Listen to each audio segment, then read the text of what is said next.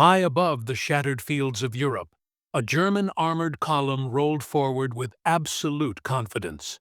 Their commanders believed they knew every Allied weapon that could threaten them. They were wrong. From nearly 2 miles away, an unseen American gun spoke with thunder, and steel giants began to fall before they even saw their enemy. Panic spread through the ranks as shells struck with impossible precision.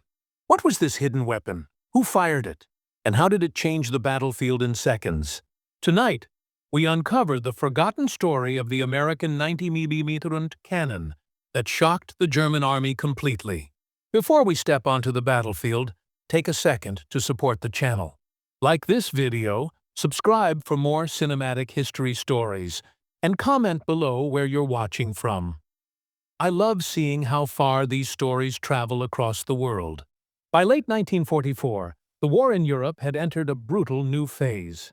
The Allies were pushing forward after the Normandy breakout, and German forces were fighting desperately to slow them down. Tanks ruled the battlefield. Steel monsters like the Panther and Tiger had earned a fearsome reputation. Their thick armor and high-velocity guns capable of destroying enemy vehicles long before most opponents could respond. German crews trusted their machines. Many believed no Allied weapon could reliably destroy them from extreme distance. But hidden within American lines was something few German commanders had studied carefully. A weapon originally designed for a completely different purpose. The American 90mm gun was not born as a tank killer. It was created as an anti-aircraft weapon, meant to strike high-flying enemy bombers. Its job was to reach into the sky, not across fields. Engineers built it for altitude, velocity, and precision. The shells had to travel fast, straight, and far. Against aircraft, that meant accuracy at thousands of yards. Against ground targets, it meant something far more dangerous. Long-range striking power no tank crew expected. At first, U.S. planners saw the weapon mainly as protection against enemy planes. But battlefield reality forced adaptation. As American forces encountered heavier German armor in North Africa and later in Europe, commanders realized they needed a gun capable of penetrating thick steel at distance. Standard tank guns struggled against the frontal armor of late-war German machines. Crews sometimes had to close dangerously near to get a clean shot. That exposed them to return fire. And German gunners were highly trained. So engineers and tacticians began experimenting. They discovered that when the 90mm anti-aircraft gun was lowered and aimed horizontally, it became something entirely different. Its high muzzle velocity allowed shells to maintain energy over vast distances. With proper sights and skilled operators, it could strike targets far beyond the effective range of many tank cannons. It was not fast to move, and it required a trained crew, but once positioned, it could dominate open terrain. The transformation was quiet. There was no dramatic announcement, no headlines, no grand reveal. Units simply began deploying the guns in dual roles. To enemy pilots, they were anti-aircraft batteries. To armored columns advancing across open ground, they were hidden snipers of steel. German intelligence had reports of American heavy guns, but many officers underestimated them. Their focus remained on tanks and artillery they already understood. After years of war, patterns formed in the minds of commanders. They knew roughly how close an enemy gun needed to be to pose a serious threat.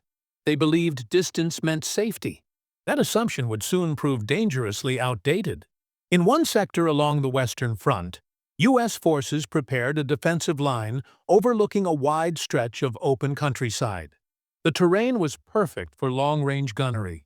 Gentle elevation, clear visibility, and stable ground for heavy equipment. American crews carefully concealed their 90mm guns behind natural cover, blending them into hedgerows and shallow earthworks. Camouflage netting softened their outlines. From a distance, nothing looked unusual. The soldiers manning those guns understood the advantage they held. They had range tables, spotters, and communication lines. They had trained for precision. And most importantly, they had patience. Hours passed. Engines eventually rumbled in the distance. German armor was approaching. Through binoculars, American observers watched the column advance, its formation disciplined and steady. Sunlight reflected off metal surfaces. Tracks rolled over dirt roads. The vehicles showed no sign of caution. There was no zigzag movement, no smoke screens, no reconnaissance fire. From their perspective, they were still outside danger range. The American gun crews waited. Orders were quiet, controlled, deliberate. Distance calculated, wind measured. Elevation adjusted. Fingers rested near firing lanyards. At nearly 3,000 yards, a distance many tank crews considered relatively safe, the hidden 90mm guns were ready. The German column kept moving forward, unaware that they had already entered the invisible reach of a weapon they had never truly prepared to face. The quiet before the storm was shattered in an instant. At precisely the right moment, an American gunner squeezed the firing lanyard, and a 90mm shell roared from its hidden cradle. The round screamed across the field, cutting through the autumn air with terrifying speed. For the German tank crew, it was the last moment of confidence they would ever feel. The shell struck the lead Panther squarely in its side armor. There was no dramatic explosion, only the sudden shudder of steel giving way and a plume of smoke rising into the sky. The tank driver barely had time to react before the second shot found its mark, detonating the turret and throwing metal fragments across the road. Panic rippled through the column. Officers shouted orders, but their voices were drowned out by the thunder of shells and the scream of terrified men. In seconds, a machine that had seemed invincible was reduced to a smoking wreck. The Germans, trained to fight with discipline and coordination, were suddenly scattered. Some crews abandoned their vehicles, diving into the mud for cover. Others tried to return fire, but the Americans had chosen their firing positions perfectly. From behind hedgerows and shallow embankments, the guns were invisible. There was no clear target, only death appearing out of nowhere.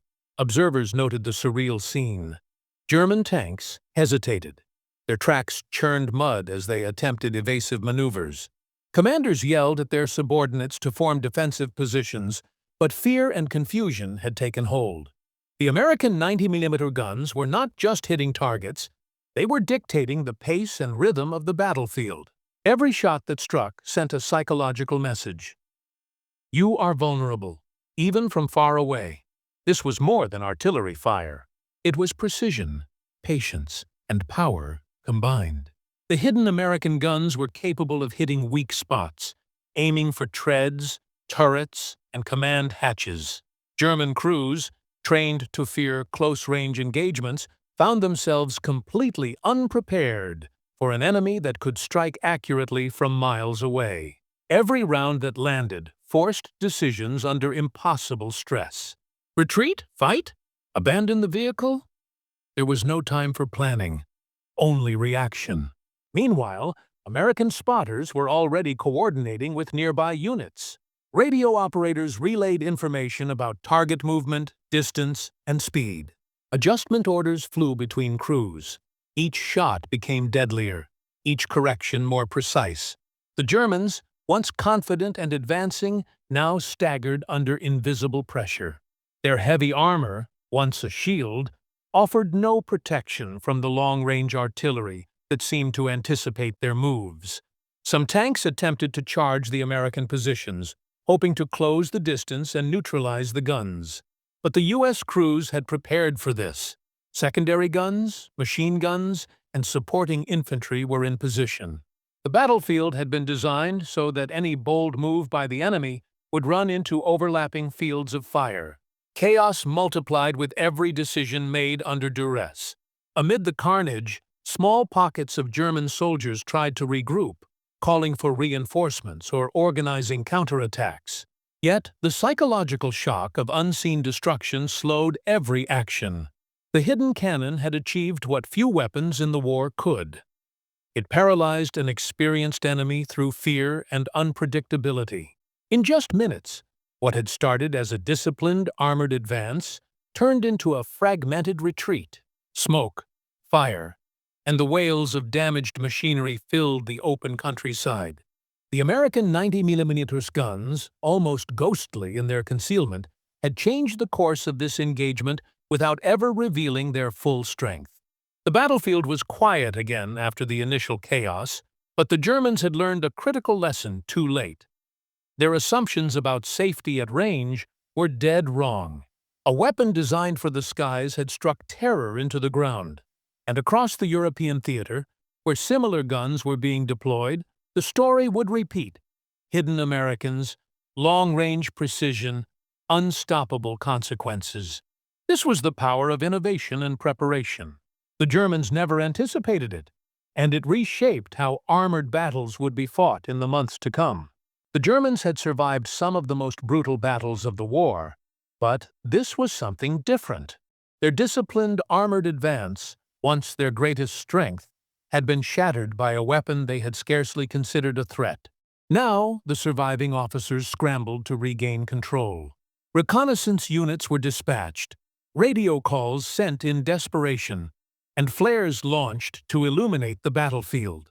They needed to find the source of this sudden devastation, or risk losing more men and machines to unseen enemy fire. At first, the Americans appeared almost like ghosts. Their positions were expertly camouflaged, blending into the hedgerows and fields. The Germans moved cautiously, expecting artillery, machine gun nests, or infantry ambushes. But every probe revealed nothing, only silence and an eerie sense of being watched. The psychological impact was profound. Veteran tank commanders, who had faced tigers and panthers in direct confrontation, now hesitated, second-guessing every maneuver. Meanwhile, American crews were adjusting their firing patterns. Spotters on the high ground relayed updates with pinpoint accuracy. The 90mm guns were lethal at extreme range, and the crews knew they had a limited window before German forces regrouped. Each successive round was carefully calculated, designed not only to destroy enemy tanks, but also to create maximum disruption in their formations. The battlefield became a deadly chessboard, with the Americans thinking several moves ahead while their opponents scrambled to respond. The Germans attempted countermeasures. Some tanks tried flanking maneuvers, hoping to approach the hidden guns from unexpected angles. Others increased speed, zigzagging to reduce the chance of being hit. But the Americans had anticipated this. Machine guns, smaller artillery pieces, and infantry squads protected each gun position. The 90mm cannons themselves could target key vehicles with almost surgical precision, and long-range spotting teams ensured nothing escaped their view. Attempts at reconnaissance were met with sudden devastation. Observation posts and scouting vehicles, meant to locate the hidden guns, were destroyed before they could relay accurate positions. German crews grew increasingly frustrated, realizing that their usual tactics, probing attacks, coordinated maneuvers, and heavy artillery support, were largely ineffective. They were fighting an enemy who refused to be seen and struck from impossible distances. The battle escalated as reinforcements arrived on both sides. The Americans, now fully aware of the psychological advantage they held, repositioned additional 90mm guns along likely avenues of German approach. Every new placement added a layer of threat and complexity, forcing the Germans to spread out and slow their advance. The battlefield transformed into a deadly gauntlet. Each decision the German commanders made carried enormous risk, and hesitation alone could be fatal. Within the German ranks, fear began to overshadow training. Tank crews were forced to abandon vehicles in panic, sometimes before even receiving orders. Radio communications were jammed with frantic calls, conflicting instructions, and desperate pleas for guidance. The American guns had achieved what traditional firepower rarely could, a blend of physical destruction and psychological dominance. By late afternoon, what had begun as a coordinated German offensive had devolved into scattered retreats and fragmented skirmishes. Soldiers on both sides witnessed the devastating power of the 90mm cannon and the discipline of the American crews who operated them. The hidden guns didn't just destroy tanks, they reshaped how the battlefield itself was perceived. Lines of advance, once assumed safe at a distance, became treacherous. Entire strategies had to be reconsidered in real time. As smoke cleared, a grim reality set in for the Germans. They had underestimated the adaptability and ingenuity of their opponent. A weapon originally meant to guard the skies had been turned into a ground-shaking force of destruction, striking precisely and unpredictably. The lesson was clear. Underestimating technological innovation and preparation could cost more than tanks or terrain. It could cost lives and morale. For the Americans, the battle was a confirmation of everything they had trained for. Precision, patience, and planning had turned ordinary artillery into a game-changing weapon. Every crew member knew the impact of their efforts, not just on the battlefield, but on the larger course of the war. The hidden 90mm guns had proven that the right weapon in the right hands could defy expectation, create chaos, and ultimately secure victory. The stage was set for the final act. German forces were regrouping, reinforcements arriving, and counterattacks looming. The Americans prepared to face the next wave, knowing that their ingenuity, training, and discipline would be tested to the limit. The battlefield had been transformed, but the fight was far from over. As evening approached, the battlefield was a chaotic landscape of mud, smoke, and shattered steel. German forces, battered and demoralized, attempted one final coordinated push. Commanders knew that their previous attempts had failed, but retreat without a fight would mean surrendering strategic ground and losing face before the troops. They steeled themselves for the last assault, unaware that the Americans had anticipated every likely maneuver. American crews had prepared for this moment. Each 90mm gun was repositioned to cover multiple approaches, overlapping fields of fire creating a deadly net. Spotters relayed every movement, every hesitation, and every exposed flank. The guns, once hidden, now seemed omnipresent. To the Germans, it appeared as though the land itself had risen against them. The first wave of German armor advanced. The Americans waited, disciplined and calm. The 90mm shells screamed across the fields with pinpoint accuracy, striking tanks before their gunners could react. Tracks were shredded, turrets detonated, and armored columns dissolved into chaos. The Germans tried to adapt, but every move was anticipated. Smoke, debris, and the roar of metal filled the air. It was a symphony of destruction orchestrated by unseen hands. Amid the carnage, German commanders realized the terrifying truth. Their tactics were obsolete against a weapon of precision, range, and unpredictability. No amount of training, no concentration of force, could match a hidden enemy capable of striking from nearly 3,000 yards with lethal efficiency. Panic spread, not just among the crews, but across entire units. Communication broke down entirely. Some vehicles attempted to flee, only to be cut down by overlapping fields of fire. Others were abandoned entirely, the crews surrendering in despair. By nightfall, the battlefield was littered with wreckage. The Americans, exhausted but victorious, counted the cost of both sides. Their 90mm guns had not only destroyed enemy tanks, they had dismantled morale, shattered formations, and rewritten the rules of engagement for long-range combat.